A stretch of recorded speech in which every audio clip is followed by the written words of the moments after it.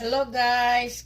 Guys, samahan niyo po akong gumawa ng cassava cake. Ito po, naglagay na ako ng dalawang plastic na cassava. Ayan po, wala po ako kasing nabiling fresh. Kaya yan na lang po yung frozen at coconut po.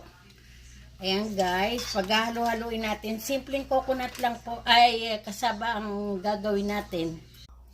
Condensed milk, vanilla, konti lang po, at 1 cup sugar white. Hindi ko muna po siya uubusin kasi sobrang tamis na.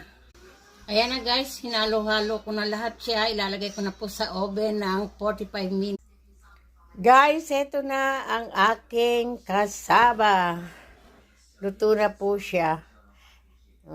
Maganda po yung pagkagawa niya.